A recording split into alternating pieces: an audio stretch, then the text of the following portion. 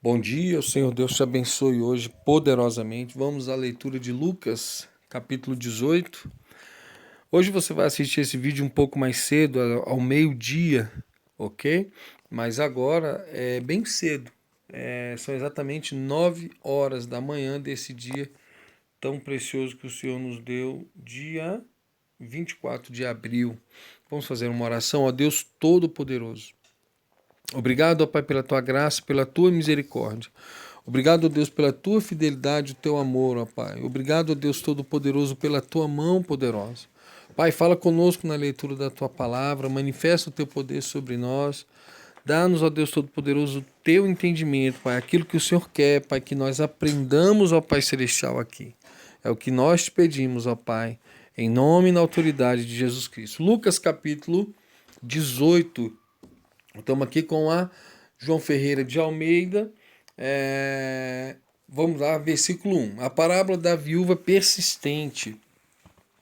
Contou-lhes também uma parábola sobre o dever de orar sempre e nunca desfalecer, dizendo: havia em certa cidade um juiz que não temia Deus, nem respeitava os homens. Havia também naquela mesma cidade uma viúva que ia ter com ele, dizendo: faz-me justiça contra o meu adversário. Versículo 4. E por algum tempo não quis atendê-la, mas depois disse consigo: ainda que não temo a Deus, nem respeito os homens, todavia, como esta viúva me incomoda, hei de fazer-lhe justiça para que ela não continue a vir molestar-me. Versículo 6. Prosseguiu o Senhor: ouvi o que diz o juiz injusto. Versículo 7. E não fará Deus justiça aos seus escolhidos, que dia e noite clamam a ele, já que é longânimo para com eles? Digo-vos que depressa lhes fará justiça. Contudo, quando vier o Filho do Homem, porventura achará fé na terra, amados? Então aqui o Senhor nos dá um grande ensino de pedir sem esmurecer, e ele conta a história dessa viúva, e essa parábola dessa viúva, ela tem inspirado milhares de pessoas a continuar persistindo, porque uma hora aquela pessoa que quer, ou aquela pessoa que tem o poder, né, de resolver a questão, ela vai atender, ou seja, é como se Jesus estivesse dizendo: vocês vão vencer pelo cansaço, porque a autoridade ali ela podia a qualquer momento resolver o problema da viúva. E as nossas autoridades são assim, elas podem a qualquer momento resolver o problema que nós estamos enfrentando, resolver as situações que nós estamos precisando que sejam resolvidas, mas não resolvem. Deixa eu colocar aqui no modo avião. Ok. Mas, infelizmente, é assim para que se cumpra a própria palavra do Senhor Deus Todo-Poderoso. Pedi e dá-se-vos-á boa medida, sacudida, transbordante e recalcada. Então eles estavam pedi, pedi e dá-se-vos-á. Em uma outra passagem ele usa essa expressão. Aqui ele fala sobre aquela viúva que precisava e ficou insistindo. Versículo 9. Propôs também essa parábola a uns que confiavam em si mesmos, crendo que eram justos e desprezavam os outros. Versículo 10. Dois homens subiam ao templo para orar, um fariseu e outro publicano. Versículo 11. O fariseu de pé assim orava consigo mesmo: ó Deus, graças te dou que não sou como os demais homens, roubadores, injustos, adúlteros, nem ainda como este publicano. Jejuo 2 vezes na semana e dou dízimo de tudo quanto ganho. Versículo 13. Mas o publicano, estando em pé de longe, nem ainda queria levantar os olhos ao céu, mas batia no peito, dizendo: ó Deus, sê propício a mim, o pecador. Quer dizer, ele se reconhecendo, né, como pecador. Digo-vos que este desceu justificado para a sua casa, e não aquele, porque todo o que a si mesmo se exalta será humilhado, mas o que a si mesmo se humilha será exaltado. Eu vou corrigir algo que eu sempre falei nesse texto, e claro, a gente muitas vezes perde algum detalhe, mas isso não quer dizer que a história toda, a moral da história que o Senhor quer nos passar estava errado. Porque aqui, ó, o fariseu está de pé no versículo 11 e ele orava com ele mesmo.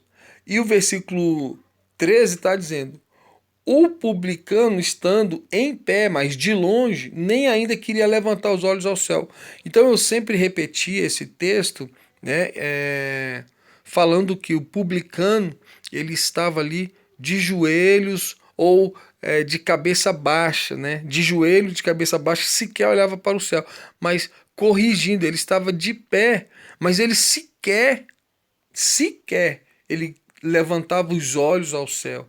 Mas ele antes batia no peito, ao versículo 13, dizendo: ó Deus, sê propício a mim, o pecador. Então ele estava ali ouvindo o fariseu dizer que ele era pecador e ele dizia: eu sou pecador mesmo. Deus tem misericórdia, sê propício a mim. E aí Jesus completa: todo que a si mesmo se exalta será humilhado. Então, queridos, que nós possamos nos humilhar debaixo da potente mão do Senhor Deus. Jesus abençoou os pequeninos, versículo 15, traziam-lhe também as crianças para que as tocasse, mas os discípulos, vendo isso, os repreendiam. Jesus, porém, chamando a si, disse: deixa vir a minhas crianças, e não as impeçais, porque das tais ao reino de Deus. Em verdade vos digo que qualquer que não receber o reino de Deus como criança não pode, de modo algum entrará nele. Então, o Senhor está falando da atitude de confiança, e acredito eu que a atitude de não só a total confiança, né, mas também a total obediência, porque muitas vezes você fala para uma criança: menino, vem aqui. Você pega uma criança de tenra idade, a criança vem para você, né? Vem até você rapidamente, né? Geralmente é assim, né? Mas então é a inocência, a presteza. Para mim fica claro que o Senhor está dizendo nesse texto coisas como a inocência de uma criança, mas também a forma simples que uma criança tem e a forma simples que é uma criança. Claro que você vê, infelizmente, crianças que são criadas por adultos e fica ali absorvendo toda a carga do meio onde ela se encontra, e acaba que você vê crianças aí com, sabe, muito novas, já xingando palavrões, já fazendo tantas coisas que desagradam a Deus, que é só Jesus, né? Misericórdia, misericórdia. Jesus e o rico que amava seus bens, versículo 18. Vire o seu celular na horizontal, fica melhor para você ler. E perguntou-lhe um dos principais: bom mestre, que hei de fazer para herdar a vida eterna? Respondeu-lhe Jesus: por que me chamas bom? Ninguém é bom senão um que é Deus. Sabes os mandamentos: não adulterarás, não matarás, não furtarás, não dirás falso testemunho, honra teu pai e tua mãe. Replicou o homem: tudo isso tenho guardado desde a minha juventude. Versículo 22. Jesus ouviu isso. Quando Jesus ouviu isso, disse-lhe: ainda te falta uma coisa. Vende tudo quanto tens e reparte-o pelos pobres, e terás um tesouro no céu. E vem e segue-me. Mas, ouvindo ele isso, encheu-se de tristeza, porque era muito rico. Legal, né? Ô Senhor.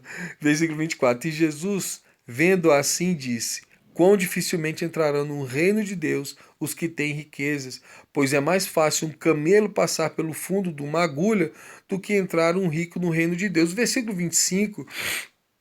Jesus está dizendo, agulha era uma porta, tá? Era o nome de uma porta que tinha uma espécie de, sabe o mata-burro? Para te contextualizar, sabe o mata-burro? Então a agulha era um tipo de porta que não deixava passar animais. Então, por isso que o Senhor disse: é mais fácil um camelo passar pelo fundo de uma agulha do que entrar um rico no reino de Deus. Vamos lá, versículo 26. Então os que ouviram isto disseram: quem pode então ser salvo?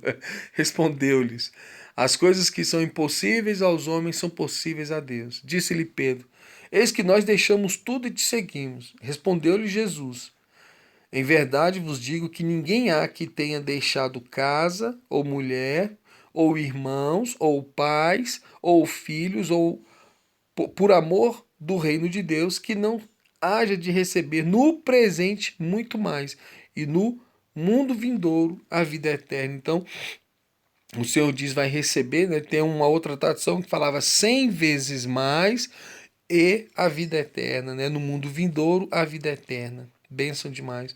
Jesus prediz outra vez seu holocausto. Versículo 31.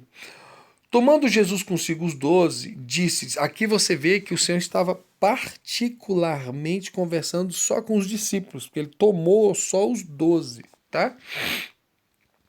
Disse-lhes, eis que subimos a Jerusalém, e se cumprirá no Filho do Homem tudo o que pelos profetas foi escrito, pois será entregue aos gentios e escarnecido, injuriado e cuspido.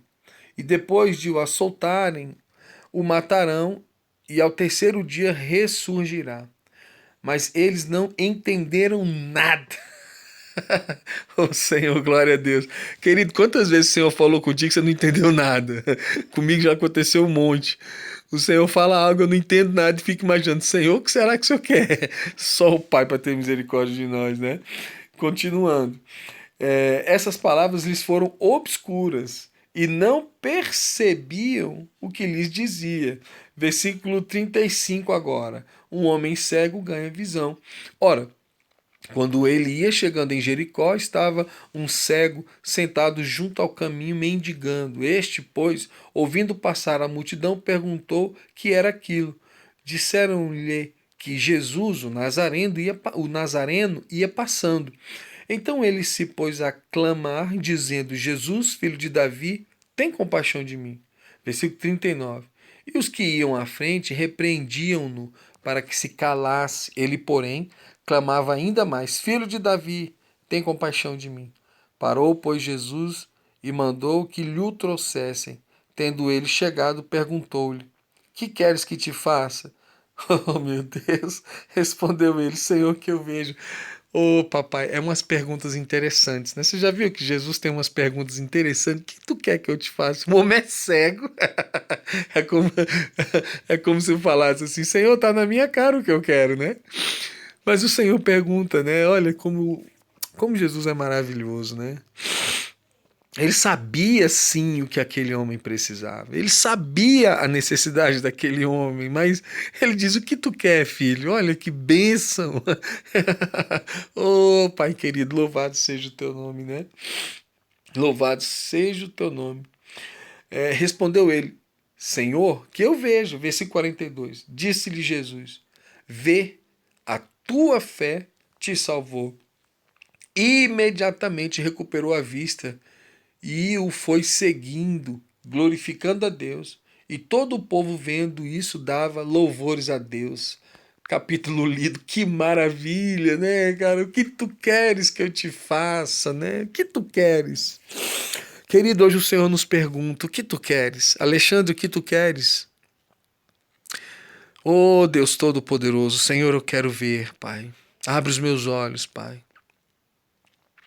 Tem misericórdia de mim, da minha vida, nos abençoa, cobre-nos com a tua graça, com a tua misericórdia. Obrigado por essa palavra tão preciosa, Pai. Que queres que eu te faça, oh Deus? Exaltado é o teu nome, Senhor. Salva nossos familiares, salva os nossos amigos, Pai. Salva mais pessoas. Ajuda-nos a levar a tua palavra para mais e mais e mais pessoas, ó Deus Todo-Poderoso. Seja o teu nome exaltado. Querido, Deus abençoe a sua vida. Aqui é Alexandre Mendes, lendo a palavra do Senhor Deus Todo-Poderoso, agradecido ao Senhor por esse dia tão precioso. Você vai ouvir esse vídeo lá pelo meio-dia, iniciando ao meio-dia. Que a graça e a misericórdia do Senhor, a bênção do Deus Todo-Poderoso seja sobre as nossas vidas. Amém, querido? Deus abençoe. Compartilhe o vídeo, deixe aí o seu comentário. Valeu, pessoal.